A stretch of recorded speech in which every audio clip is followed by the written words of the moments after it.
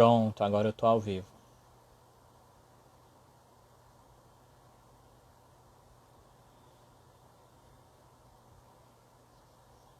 Me escutam? Olá, olá Natécia Eldebru.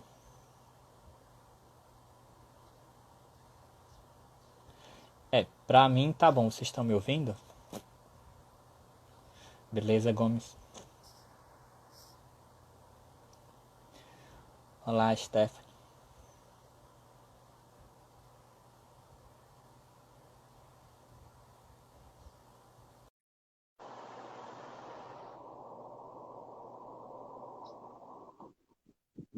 Bem, já mandei aqui, acho que agora deu certo. Olá, agora deu certo. Excelente ideia. Né? Bom, É porque professor eu Minami. fiz uma live recentemente e só deu certo assim, não sei o que é, não. Eu tenho Mas que são ser coisas o da anfitrião. internet. Não vale a pena a gente perder tempo pensando nisso, que já Não, vai não conseguir vale a resolver. pena mesmo. Bom, olha, primeiro eu quero agradecer muito, professor Minami, a sua presença. Você conseguiu, sei que você tem uma agenda assim super complicada, então obrigada por ter reservado um espacinho. Hoje mesmo ele sai da nossa live entre outras 2 horas, então a agenda de professor Minami é uma É, loucura. Então eu queria agradecer muito pela tua presença, por você ter aceito o nosso convite. Para quem não conhece o professor Minami, ele é doutor em Direito Processual Civil. Ele tem vários livros publicados, um deles é sobre medida executiva atípica, que é exatamente o tema que a gente vai tratar aqui. Aliás, ele fez uma pesquisa super aprofundada. Eu recomendo muito a leitura desse livro dele. Bom, professor, a palavra é tua. Eu quero te agradecer pela presença. Os nossos seguidores estão ansiosos em te ouvir, então eu queria que você começasse dando um overview sobre esse tema. olá, boa tarde a todos, é uma satisfação estar aqui nesse projeto. E falar de medida executiva como um todo sempre é um tema curioso porque desperta uma certa atenção no público, principalmente quando a gente pega os casos em que são mais difundidos na mídia.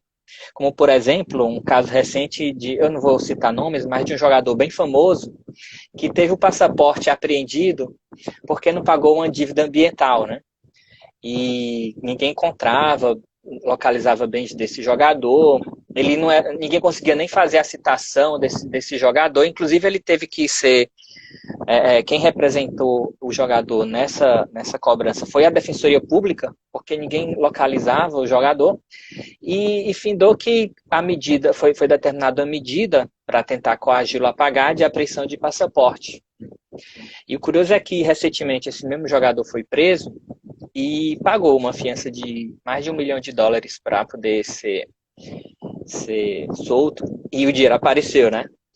Então, as medidas executivas, essas que fogem do padrão tradicional, chamam a atenção por conta disso, porque elas têm um viés em que a gente normalmente não conhece, pelo menos não no dia a dia, não, nós não estudamos, não chegamos a estudar nos bancos de faculdade. Mas o que seriam, afinal de contas, essas medidas executivas atípicas? Medida executiva é uma coisa bem simples. Medida executiva são todos os expedientes necessários durante uma execução. São todas aquelas ações necessárias para que, ao final, a prestação seja efetivada. A penhora, por exemplo, uma bem famosa, que é a medida de prisão para o devedor de alimentos, a medida bem famosa. Os atos de expropriação são medidas executivas, todos aqueles atos que ao final resultam no adimplemento da prestação em uma execução, seja de título executivo extra, seja de título executivo judicial, são medidas executivas. Qual é o detalhe? O ideal para garantir uma execução imparcial, o ideal seria que essas medidas executivas elas fossem previamente determinadas na legislação.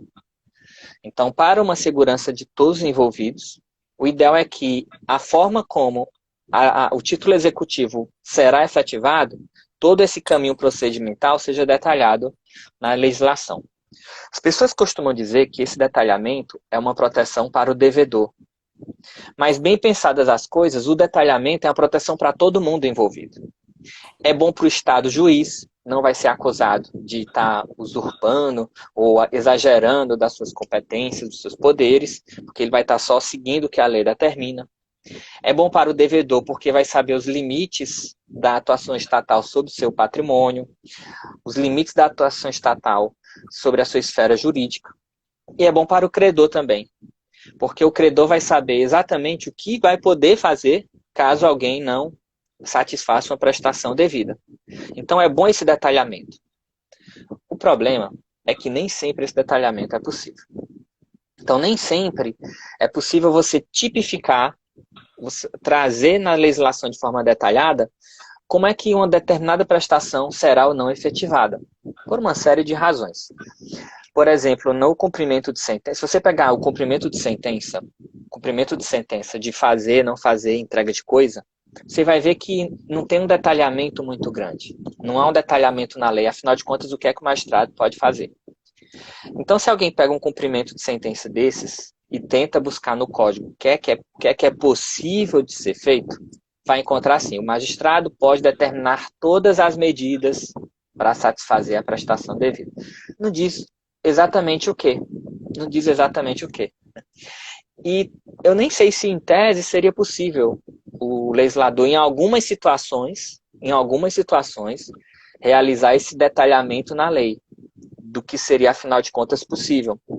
Por algumas razões. Por exemplo, ainda não é possível e nem será possível antecipar quais são os tipos de prestações que podem ser solicitadas no judiciário. O judiciário recebe cada dia demandas das mais diversas. Algumas palavras do nosso vocabulário hoje, por exemplo, se alguém utilizasse ano passado, talvez ninguém entendesse. Live, por exemplo, né? Stories. Um dia desse eu não sabia o que era stories. Tá aqui, eu tô fazendo uma live, né? Stories, você marcar alguém, compartilhar.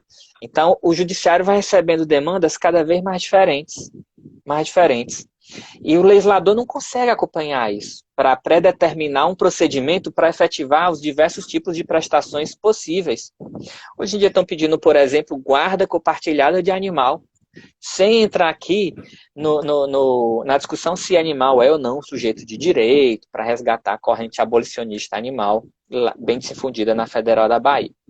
Então, sempre nós temos tutelas cada vez das mais diversas sendo solicitadas. Então, para adaptar a tutela requerida e a forma de efetivar essa tutela, a legislação preferiu, por bem, não especificar o procedimento para essas hipóteses.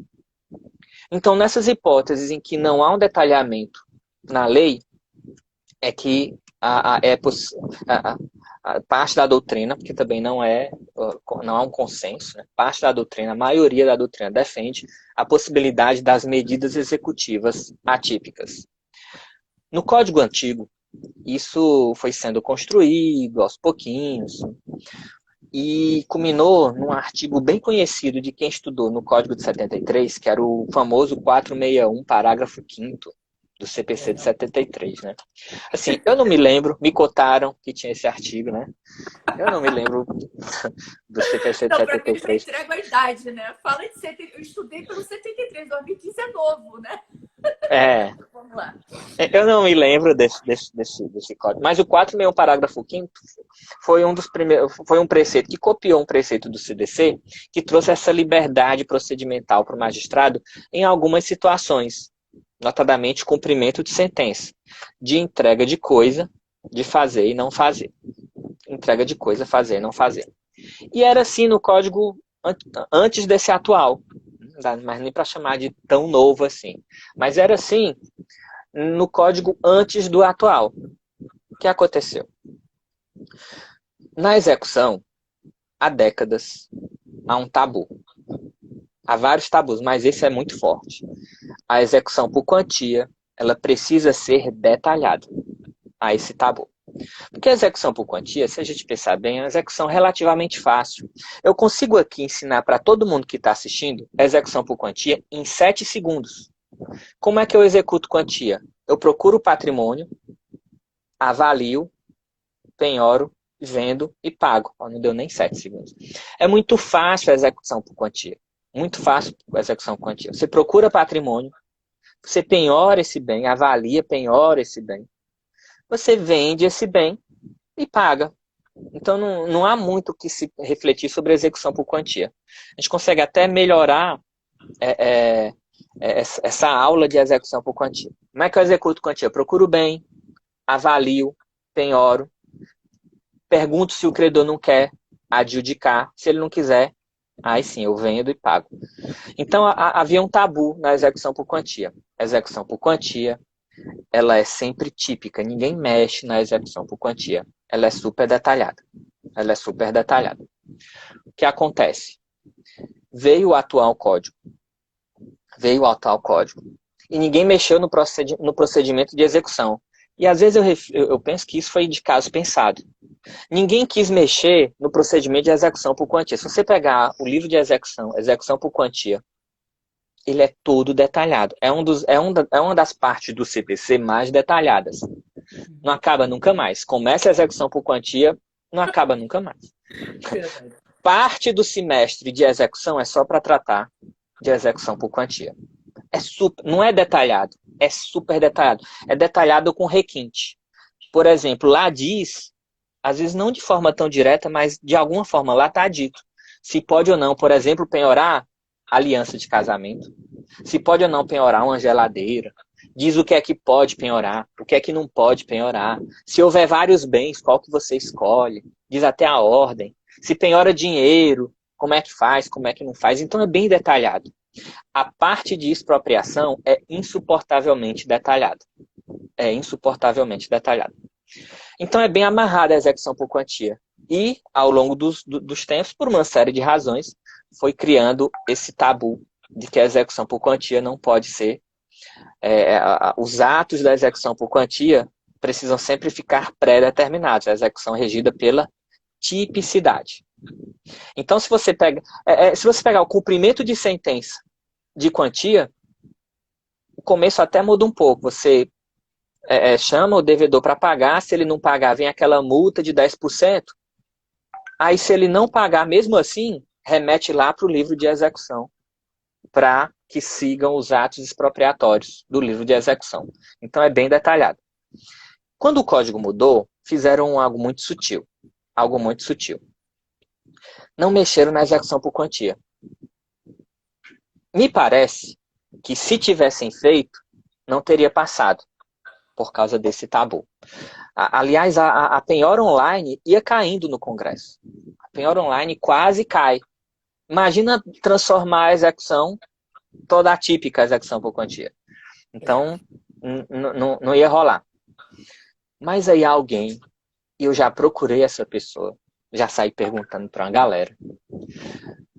Professor Fred, foi o senhor que mexeu aqui? Não foi. Pergunte à Câmara. Professor Câmara, foi o senhor? Não foi. Pergunte ninguém, não acho quem fez isso. Se alguém souber, manda aí, ó. Manda lá no meu perfil. No inbox. Quem foi que fez não o divulga, artigo né? 1. Não divulga. Quem fez o artigo 139, inciso 4. Eles resolveram alterar a execução. Eles, não sei quem é sujeito indeterminado mesmo. Eles resolveram alterar a execução na parte geral. Porque ao alterar a parte geral, os holofotes estavam na execução, ninguém mexeu na execução.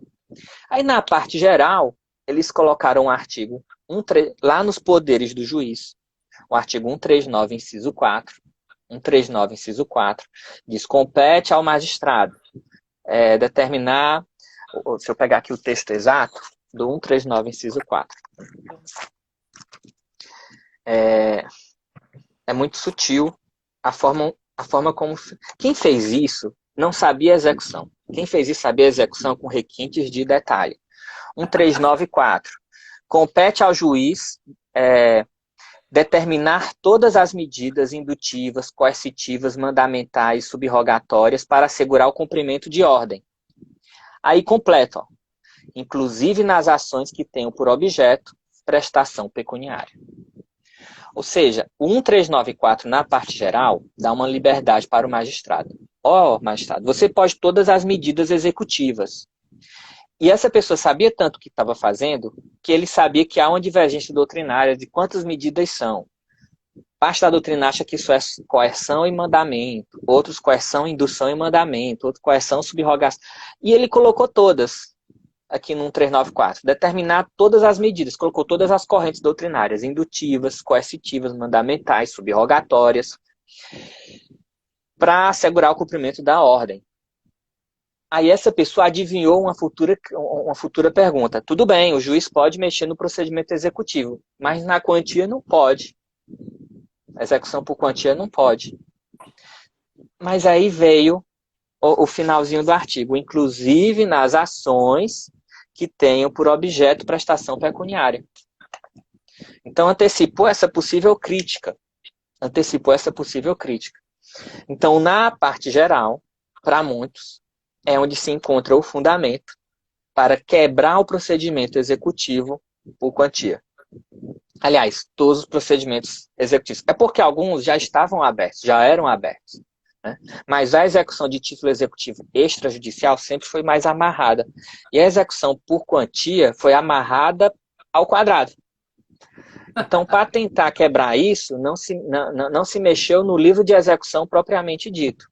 Se mexeu no livro da parte geral, com repercussão no código todo.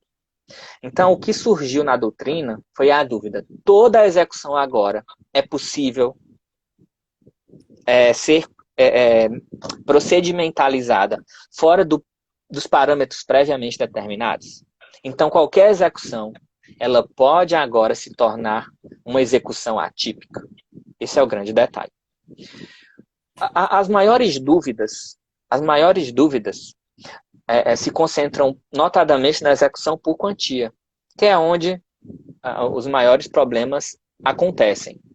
É onde os maiores problemas acontecem.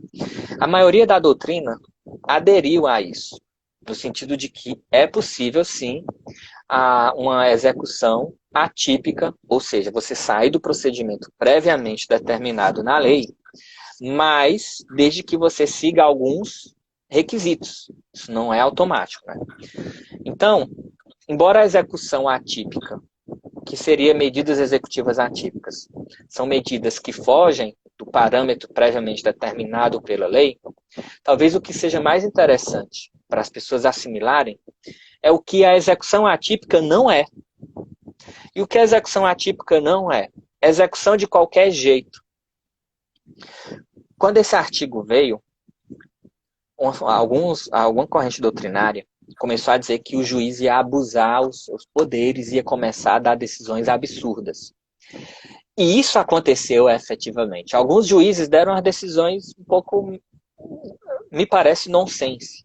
Por exemplo, teve juiz que mandou bloquear o CPF das pessoas. O devedor não pagou, oficiar a receita e tira o CPF do ar. Não sei qual a utilidade disso, né? Para apurrear mesmo o devedor. Não tem nenhuma relação disso com tentar coagir o devedor a pagar. E a morte civil da pessoa, né? Imagina atualmente como é que não seria. Outros juízes determinaram corte de energia de órgão público para que o órgão público pagasse uma determinada dívida, né? Então, uma secretaria da prefeitura estava devendo a conta, aí, devendo determinada quantia, o juiz determinou o custo de energia do prédio todo até aquela secretaria pagar. Que loucura! Teve uma famosa que só quem se beneficiou foi o Telegram. Teve uma decisão famosa que suspendeu o WhatsApp, né, por um tempo. O WhatsApp saiu do ar. Lembra quando o WhatsApp saiu do ar? Uma das vezes que saiu do ar foi por conta de medida executiva. Foi por conta de medida executiva atípica, porque não tem essa previsão. E foi utilizado um desses casos, não era nem uma demanda civil. Não era nem uma demanda civil. Aí tirou o WhatsApp do Brasil todo, foi todo mundo pro Telegram. Exatamente. Sempre que você está no Telegram e começa a entrar uma galera, pode ter certeza, o WhatsApp está com algum problema. Né? O WhatsApp está com algum problema. E começou essas medidas mais malucas. E não sei se isso é bom ou se é ruim, mas no Brasil, também não sei se é um fenômeno só brasileiro, mas o que espalha a notícia ruim. Então essas notícias correram o mundo. Correram o mundo. Olha o juiz fazendo juiz. Isso é um absurdo. E alguns doutrinadores, com muito receio sobre isso, generalizaram isso. Olha, os juízes estão fazendo isso, os juízes estão fazendo aquilo. Mas eu não sei se isso era uma conduta geral. Eu não sei, não. Eu sei que não é uma conduta geral. Né? Porque como eu cheguei a te dizer uma vez, Para escrever a segunda edição do meu livro, eu peguei duas bolsistas de pesquisa e a gente analisou todas as decisões do Brasil que aplicaram o 394 em todos os tribunais. E não há uma tendência de exagero. Na verdade, o contrário, há uma tendência de negar essas medidas executivas atípicas. Uma tendência maior de negar essas medidas executivas atípicas. Então, para a gente voltar, o que é que essas medidas não significam? Que elas podem ser concedidas de qualquer jeito, em qualquer situação. Isso faz com que a doutrina foi chamada a construir critérios, então, para que essas medidas fossem aplicadas, né? E um dos critérios mais difundidos surgiu numa reunião coletiva dos processualistas, que é o Fórum Permanente de Processualistas Civis, que acontecia de 6 em 6 meses, depois anualmente, e ia ser agora em Brasília em março, por causa da pandemia, foi suspenso. Mas no primeiro FPPC, no primeiro Fórum Permanente, um dos temas foi medida executiva atípica. O enunciado 12 traz critérios, né? Traz critérios. E estabelece que as medidas atípicas, segundo o enunciado 12, não vincula, foi só uma opinião doutrinária, coletiva, sobre esse assunto. O CPC, na época, não estava ainda nem em vigência. Não estava nem em vigência. Foi finalzinho de 2014, começo de 2015. E a conclusão foi que seria possível, desde que, quando é que eu posso aplicar medidas executivas fora dos parâmetros previamente estabelecidos? Primeiro, eu tentei todos os parâmetros previamente estabelecidos. Se eu tentei todos os parâmetros, então seria possível. Subsidiariedade. Segundo parâmetro, eu preciso de um contraditório sobre isso. Preciso de um contraditório sobre isso. Mesmo que excepcionalmente, muito excepcionalmente, esse contraditório ele ocorra de forma postecipada. Porque às vezes em tutela de urgência, se você abre o contraditório, você inviabiliza a tutela. Então vai ter contraditório, vai, mas em momento posterior. E outra premissa seria a fundamentação. O juiz precisaria fundamentar a decisão que concede essa tutela executiva. É aqui o enunciado 12 do FPPC. A aplicação de medidas atípicas é cabível em qualquer obrigação do cumprimento de sentença ou em título extra. Essas medidas, contudo, são aplicadas de forma subsidiária, com contraditório e por meio de decisão fundamentada. Então, para alguns, esses são os principais parâmetros para a aplicação de medida executiva atípica. Nós teríamos esses parâmetros. Com o passar do tempo, foram estabelecendo outros. Alguns professores apresentaram inúmeros, no livro do professor Fred Dier, com Leonardo Cunha, Paula Sarno e o Rafael, eles trazem 30 e tantos critérios para a aplicação das medidas atípicas, né? E um dos critérios que atualmente é mais difundido é a necessidade de prova de que há uma ocultação patrimonial por parte do devedor. Ok? Então, só para a gente ir fechando os pontos. O que são medidas atípicas? São essas ações, esses expedientes necessários em execução que não estão previamente detalhados. Medidas executivas atípicas. O que é que elas não significam?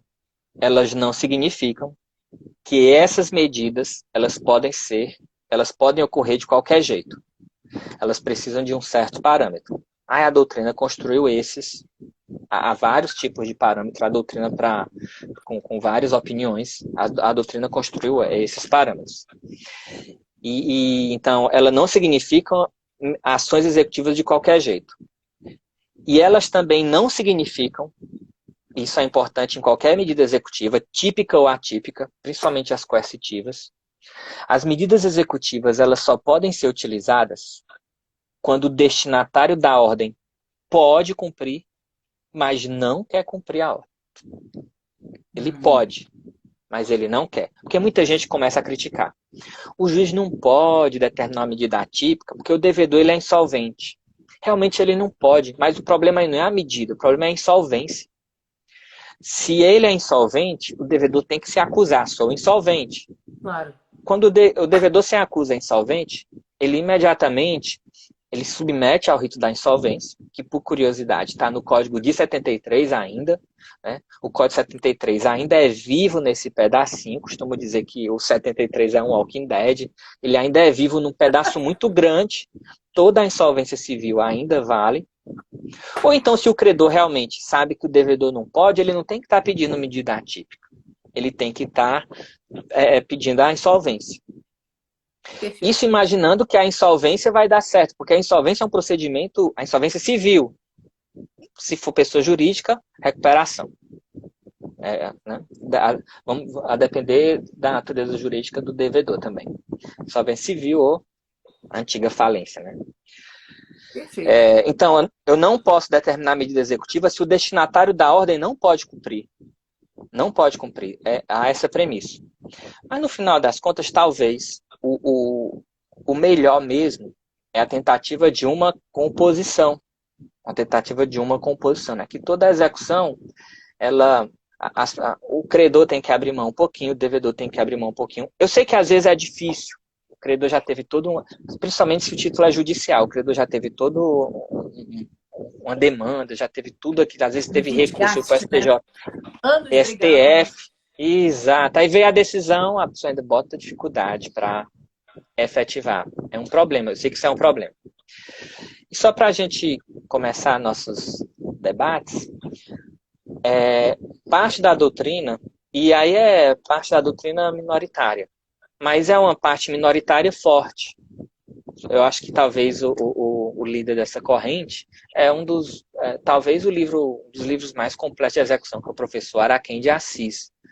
O professor Araquém de Assis, ele é contra a medida atípica. Ele acha que é inconstitucional, 1394 seria inconstitucional, e que só seria possível a medida atípica no sentido de você colocar nas execuções, se não tem jeito, você tenta adaptar alguma medida que já existe em lei, mas não para aquele caso. Então você adaptaria.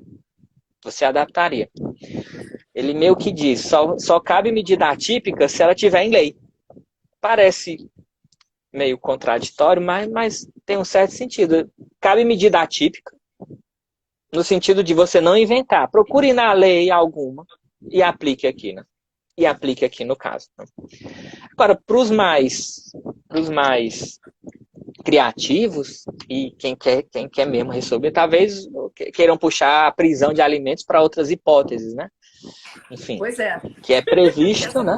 Que tá, e a de alimentos, ela funciona tanto que você pode aplicar essa prisão de alimentos até para quem não pode pagar, porque o dinheiro aparece. A prisão de alimentos ela é utilizada muitas vezes como sucedâneo da revisional. As pessoas primeiro entram com a prisão de alimentos para ver se recebe e depois faz a revisional. Eu já perguntei. Né? Porque ela é muito... Ela é muito forte, né? Ela é muito forte. Então, as medidas atípicas, elas atualmente... Quando o código... É muito curioso. Quando o código foi lançado, passou um ano sem ninguém aplicar medida atípica. Ninguém aplicava. Em 2016, tanto que na época havia tanta ausência de trabalho sobre o tema, que o professor Fred me pediu para organizar, junto com o professor Eduardo Talamini, uma coletânea só sobre medida executiva atípica. Está publicada na editora Juspodium. Se colocar medida executiva atípica, aí vai estar lá uma coletânea só de artigos sobre o tema. E essa coletânea surgiu meio que para provocar um debate que não existia na época, porque ninguém dava atenção para o tema. Quando o código veio, a execução por quantia era um tabu tão grande que ninguém se tocou que era possível aplicar medida atípica na execução por quantia. Aí em São Paulo, não sei se você lembra disso, uma juíza em São Paulo determinou o bloqueio de passaporte, habilitação e cartão de crédito de um devedor, em agosto de 2016. Essa decisão estourou no Brasil. Todo mundo começou a comentar. E isso alertou muitos credores. Então é possível. Eu não tinha ainda percebido que o CPC tinha trazido essa diferença. Isso estourou no Brasil. E todo mundo começou a pedir apreensão de passaporte, habilitação, cartão de crédito. E até hoje as pessoas pedem isso. Nessa pesquisa que eu fiz com Na verdade, a pesquisa foi feita pelas minhas bolsistas, eu fico só ganhando crédito. Nessa pesquisa que elas fizeram, Natália e Cris, vocês estão nos assistindo, elas identificaram que até hoje as medidas mais pedidas no Brasil são as medidas de apreensão de passaporte e suspensão de CNH. O problema é e a maioria das vezes elas são negadas. O problema é que, e aqui é outro critério para se aplicar a medida atípica, o problema é que você só pode pedir uma medida executiva atípica se você souber que há uma certa relação, não entre a medida e a prestação, mas entre a medida e a potencialidade daquela medida convencer a pessoa. Até hoje, eu não consigo pensar numa justificativa para alguém pedir uma medida de proibir alguém de dirigir, se dirigir é uma coisa relativamente... Você consegue fazer sem habilitação. Então, não sei se teria uma força muito grande. Aí alguém diz assim, mas você vai pedir a habilitação de um taxista, bloquear a habilitação de um taxista? Veja, não seria possível. Porque se você pegar os critérios das medidas executivas, um dos critérios, está lá tipificado, é que a medida não pode inviabilizar que a pessoa trabalhe. Então, por óbvio, ninguém pode pedir para você tirar a habilitação do taxista. Em outras situações, se a pessoa não trabalha com aquilo, não tem muito sentido. Não tem muito sentido, né? Então, a habilitação eu já vejo que não tem muita potencialidade de coagir ninguém. E passaporte, só se você realmente souber que a pessoa ela fica charlando no exterior. Que não é o caso assim, de muita gente, né? Tem muita gente que você pode atirar o passaporte que a pessoa vai dizer, beleza, eu nem tenho. Então, o que tem acontecido é que existe um instrumento interessante, mas que as pessoas não estão sabendo adaptar isso para os seus casos específicos. As pessoas, eu digo isso nas aulas de execução, a galera leva meio que na brincadeira. Mas o credor precisa conhecer o devedor. O credor precisa saber exatamente os anseios do devedor, o que é que ele quer, o que é que ele não quer, o que é que ele gosta, o que é que ele desgosta. Ele precisa conhecer com requintes o seu devedor. Quando hoje eu sou do judiciário, eu trabalho na justiça eleitoral, não posso mais trabalhar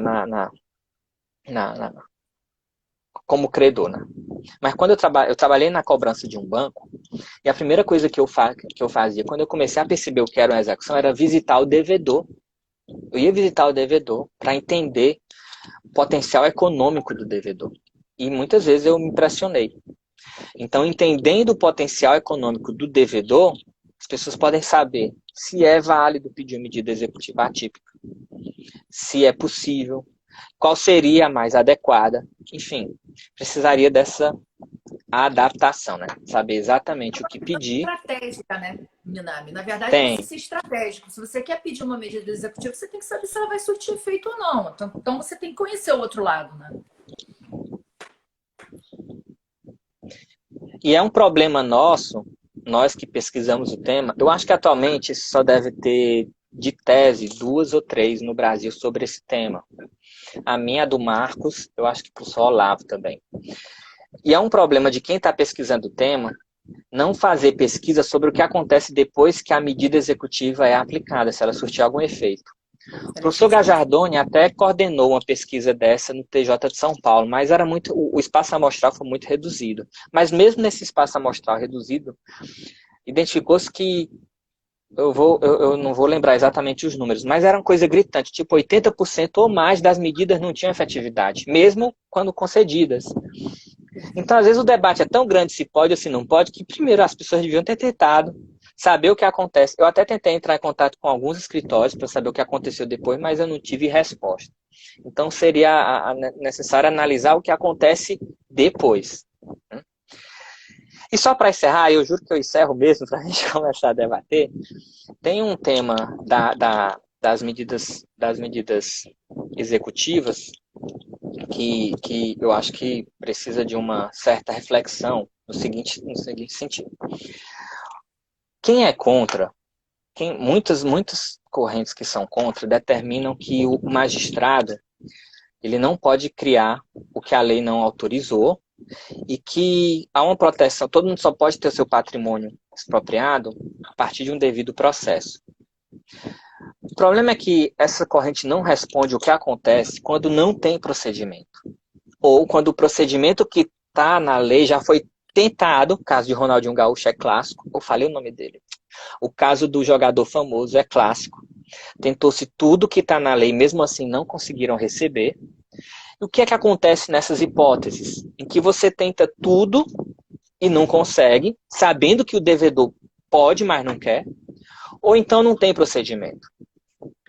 É curioso que quando a gente estuda, por exemplo, o processo de conhecimento, existe um instituto chamado vedação non liquet, bem conhecido, né? O juiz ele não pode deixar de decidir. Artigo 140 do CPC. O juiz não pode deixar de decidir. O artigo 140 é um dos exemplos disso, né? O juiz ele tem que decidir. Vedação ao non liquet. Mas é curioso, não existe o equivalente ao non liquet na execução. Não existe o non liquet na execução, ou seja, não existia, né? E quando eu construí a minha tese, uma das premissas da minha tese foi estabelecer que, e veja, não é nada de novo, o mais curioso é que não é nada novidade, não é uma novidade, é uma obviedade. Por que que existe uma obrigação para o juiz de decidir e não existe o equivalente para efetivar, né? Então o juiz diz assim, olha, eu sou obrigado a decidir, decidiu. Vai efetivar não, excelência? Não, só existe a vedação non liquet, não existe uma vedação a não efetivar. Não tem muito sentido isso, né? Aí eu desenvolvi esse conceito de vedação ao non factibile, que é o título do meu livro. Está esgotado. Quem quiser comprar 2, 3, 4, 10 para sortear depois, né? Deve sair até julho, não sei. Deve sair na editora Juspodium, a segunda edição. Eu até tinha um aqui, não sei se eu tenho mais. Mas enfim, está esgotado. Deve sair por esses dias. Até o final do ano deve sair. E ele parte a premissa do meu trabalho é que existe um equivalente do non liquet na execução. Interessante. E que não tem sentido você obrigar o juiz a decidir, não obrigar a efetivar. E que isso não significa que a execução é de qualquer jeito, porque é impressionante. As pessoas criticam a medida executiva atípica como se as pessoas estivessem defendendo a execução a qualquer custo.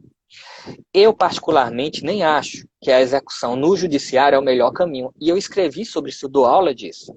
Mas se alguém me pedisse uma dica, não, eu estou com esse caso complexo de execução, e aí, qual medida eu uso? Primeira coisa que eu diria é, você não consegue sair do judiciário, não? Você não consegue fazer um acordo com essa pessoa, não?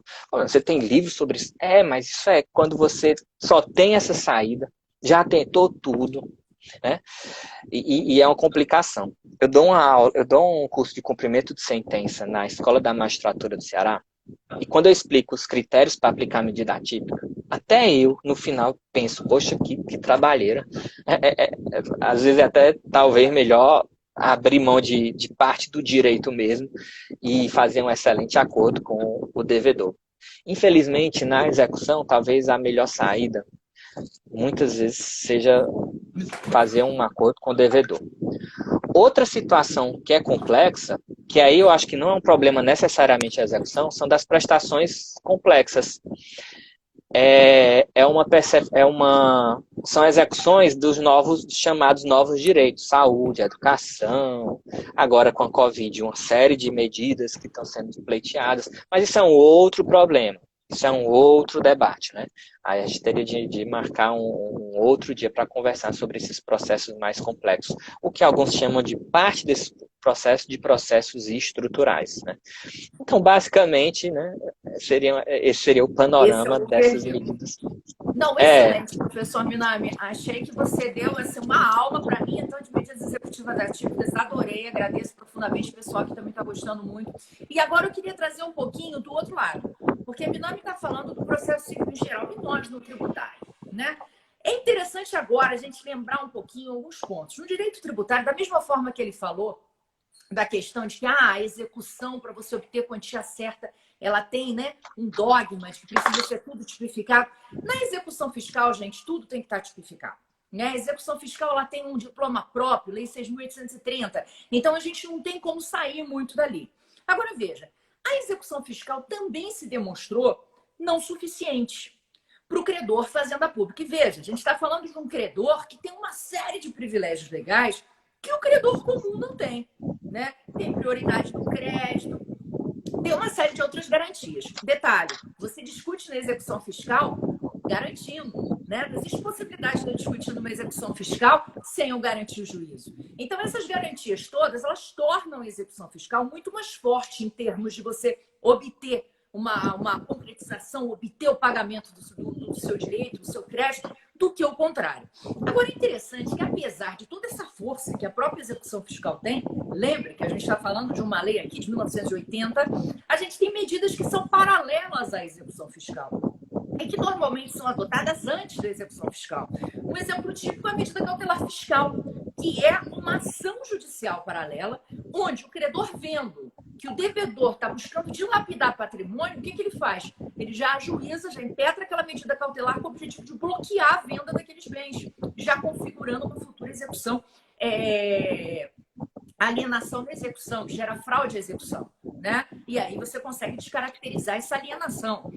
Outra medida que é muito adotada no âmbito administrativo é arrolamento de bens e penhora administrativa, que veio há 2 anos. Ou seja, a fazenda no arrolamento, ela não promove uma penhora, é um inventário de bens, então ela consegue saber o que o devedor tem, né? E normalmente isso ocorre quando a dívida ultrapassa um determinado patamar legal, e você tem a penhora administrativa que a Fazenda Nacional promove, o registro no RGI, onde de fato ela não permite que você faça a venda daquele bem, né?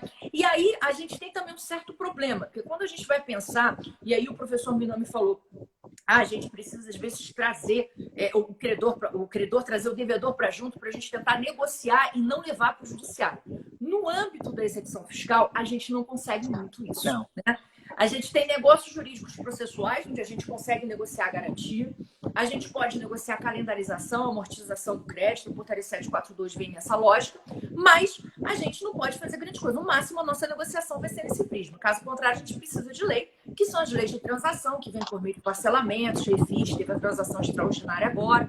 Então, eu queria ver qual a opinião do professor Minami, se dentro desse rigor que existe na execução fiscal, dentro desses outros parâmetros, eu esqueci de falar também do protesto da certidão, porque também é factível, o próprio STJ aceitou o protesto como uma medida, até porque a Fazenda Pública ela costuma fazer isso quando ela não consegue executar, quando a gente está falando de débitos de menor valor, né? Então, o que eu queria saber de você você acha que é cabível a gente ter medidas executivas atípicas no âmbito da execução fiscal? Para algumas situações, acredito que sim. O problema, a execução fiscal, eu não quero generalizar, mas alguns devedores na execução fiscal são devedores que já são devedores costumeiros, são devedores profissionais. Eu acompanhei uma vez uma situação em que, sem entrar muito nos detalhes, até porque eu desconheço os detalhes, mas me chamou muita atenção os dados. A Fazenda conseguiu levar a leilão 10 milhões em patrimônio. 10 milhões. E não se sabe por quê, ninguém arrematou nada. Depois desconfiou-se que havia algum tipo de lobby forte pelos credores, pelos devedores daquelas execuções fiscais, que eram grandes grupos econômicos, e as pessoas ficaram com receio de arrematar esse patrimônio. Então a Fazenda acabou não recebendo nada, né? O único patrimônio que foi arrematado foi, salvo engano, um posto, e no outro dia a pessoa foi devolver. Então, em algumas execuções fiscais, nós temos devedores profissionais. Então, eles já conhecem todos esses sutilezas legais, né? E quando o devedor sabe, as medidas típicas foram criadas para proteger o devedor. Mas quando o devedor sabe exatamente o que é que pode acontecer, ele consegue desviar o caminho. Então, quando você sabe, por exemplo, quais são os bens que pode, que não pode, tal, ele consegue desviar do caminho. A tipicidade tem um efeito colateral, ela tem esse efeito colateral. Então, em tese, seria possível, a depender do caso concreto. Há uma dificuldade, como você disse, de uma composição desse crédito.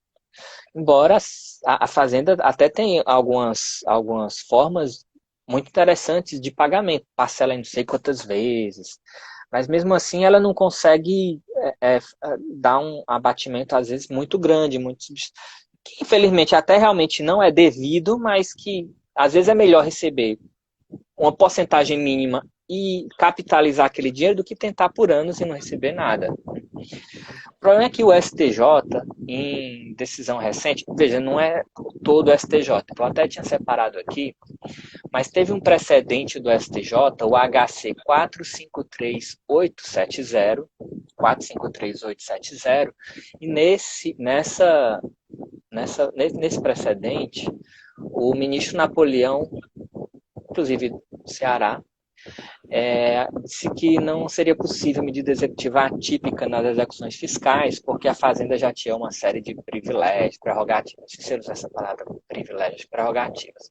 Então, segundo esse julgado, como a Fazenda já teria uma série de prerrogativas, não seria adequado mais essa de uma quebra procedimental. O problema é que nesse caso específico, e aí é o problema no Brasil, às vezes um caso muito drástico, ele prejudica outros casos, né? Então, nesse caso específico, me parece que talvez houve um exagero mesmo, porque já havia uma certa garantia nessa execução, e mesmo assim, também não conheço a especificidade do caso, mesmo com algumas garantias, ainda se pediu o passaporte, a apreensão de passaporte. A pessoa entrou com HC. E o ministro já tem garantia, então ainda vão querer mais essa? Aí ele generalizou. Então não cabe mais encanto nenhum. Porque até então o STJ ele tá sendo muito comedido nas execuções, nas medidas atípicas. Até hoje ele não negou peremptoriamente. Ele disse que é possível, mas tem que analisar sempre o caso concreto. Talvez o único julgado em que ele foi mais incisivo e meio que generalizando foi esse das execuções fiscais. Mas porque o caso que gerou essa decisão é um caso muito infeliz. Ainda bem, não sei se eu posso dizer isso, mas assim, ainda bem para alguns, para não generalizar, não dizer que fui eu, né? Mas assim, alguns acharam muito bom que o exemplo paradigmático sobre medida atípica em outros casos que chegou no STJ foi o do jogador famoso, né? Porque nesse caso, realmente, só resolveria com medidas mais drásticas, Mas para esse caso da execução fiscal, embora minha opinião é que, em tese, é possível, quem for tentar vai ter que quebrar essa resistência inicial que aconteceu no STJ, né? Nesse HC 453.870. Mas, em tese, é plenamente possível.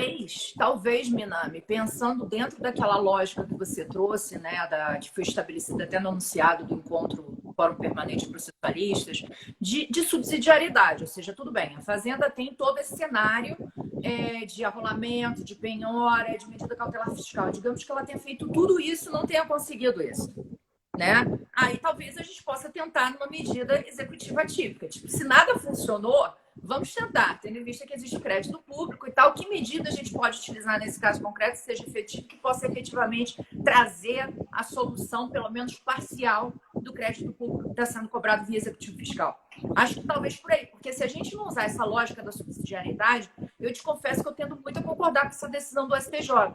Porque, de fato, você tem o credor, fazenda pública, tem uma miríade de opções, né? Que normalmente o credor comum não tem. Então, realmente, acho que é possível, concordo com você, achei uma colocação genial com relação ao devedor quanto mais. Isso é uma questão, inclusive, Nina, que várias pessoas, a PGFN, até o João Grandin está comentando comigo que eles estão desenvolvendo um trabalho com relação ao devedor quanto mais, né? Ou seja, a classificação do que é o devedor quanto mais, para que a gente possa dar a ele um tratamento diferenciado. Isso já é uma ótica dentro das fazendas, né? Em São Paulo, por exemplo, a gente teve o Proconformidade, que vem, nos conformes, desculpa, que vem justamente com o objetivo de tentar classificar os tipos de devedores e dar tratamentos diferenciados de acordo com essa classificação, visando aí mais punir esse devedor quanto mais. Né? Da mesma forma, a Fazenda e a Receita Federal estão tentando fazer essa classificação e outros entes têm me chegado que estão nessa mesma linha. Eu acho que, inclusive, é uma forma de você trazer uma eficiência administrativa, né? Porque enquanto a gente pensa no processo civil, que cada credor vai por sua conta correr atrás, né? Conhecer estrategicamente, eu achei esse ponto que você abordou sensacional, porque eu nunca ouvi as pessoas falarem. Ou seja, vamos pensar em ter estratégia na execução. Né? Na hora de eu pedir uma medida atípica, eu não tenho que deixar na mão do juiz ele decidir o que é melhor para mim. Eu, credor, tenho que saber quem é o meu devedor para saber onde é que o calcanhar aperta, onde é que o carro aperta, para poder correr atrás e pedir aquela medida que vai ser eficaz. Isso foi sensacional. E eu acho que com relação à fazenda pública fica muito mais fácil. Porque, por exemplo, ela já tem medidas, paga o tributo, você não tem CNPJ, né? Se você não paga o tributo, você não tem CPF, salvo se você tiver dado uma garantia. Então, ela já vai te suspender. Isso também são medidas que estão dentro da lógica regularidade fiscal, né? Então, realmente, eu acho que isso aí foi um ponto muito interessante. Infelizmente, a nossa live já está chegando ao fim. Faltam 6 minutos para o Instagram tirar a gente do ar. Mas, assim, eu queria passar a palavra para você dar uma finalização no seu tema, se despedir do pessoal, já antecipando o agradecimento pela tua presença aqui, pelos ensinamentos que foram sensacionais.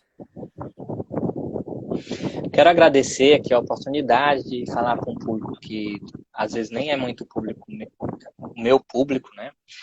Já, agora às 2 horas, eu queria fazer um convite de uma live que eu vou estar participando. E eu não estou participando em lives no meu perfil, né? O meu perfil é Prof. Minami no Instagram, Prof. Minami com I no final. Mas já eu vou estar numa live do perfil da Escola da Magistratura do Ceará com o professor Lucas Buril sobre precedentes. Então, quem quiser daqui correr para lá, às 2 horas, dá tempo de comer rapidinho. Às 2 horas, com um dos maiores especialistas de precedentes no Brasil, eu vou estar provocando o professor Lucas Buril nessa live, no perfil da SMEC do TJ Ceará. Né? Então, ou no perfil dele, ou no perfil da SMEC. Agradeço demais a oportunidade. O meu livro deve estar saindo até o final do ano, mas até lá, se você procurar na JustPod, Medida Executiva Atípica, há uma coletânea que eu coordenei com o professor Eduardo Talamini, que talvez seja um dos trabalhos que mais concentra artigos sobre o tema. Talvez não, é o livro que mais concentra artigos sobre o tema no Brasil. Demais, fica só o meu registro de agradecimento. Tá, joia, Minami. Olha, muito obrigada mais uma vez. Com certeza a gente vai fazer outra live, porque a gente tem muito assunto para colocar em dia aqui. Obrigada. Eu já falei para o pessoal, vale a pena a aquisição desse livro, tá? A gente precisa entender mais, até para saber onde é que a gente pode aproveitar isso no âmbito do direito tributário. Gente, um beijo bem grande. Obrigada por tudo. Essa live, excepcionalmente, vai estar gravada no PJT e não na tutoria, tá? A gente teve que inverter a ordem, porque a tutoria, ele não estava conseguindo entrar e apareceu o vídeo. Aliás, Minami, eu só te peço o seguinte, quando acabar essa live, vai aparecer para você a oportunidade de salvar esse vídeo no IGTV. Você salva ele e coloca... Ai, tomara que eu não erre. Tá bom? Não, não vai errar, não. É tranquilo. É autoexplicativo. Fechou, salva, dá certo. Tá, galera? Aí vocês no perfil do PJT vão ter condições de assistir. Quem não assistiu, que tem interesse, não deixa de divulgar que essa live realmente foi imperdível. Um beijo grande, uma ótima sexta-feira a todo mundo. Tchau, tchau.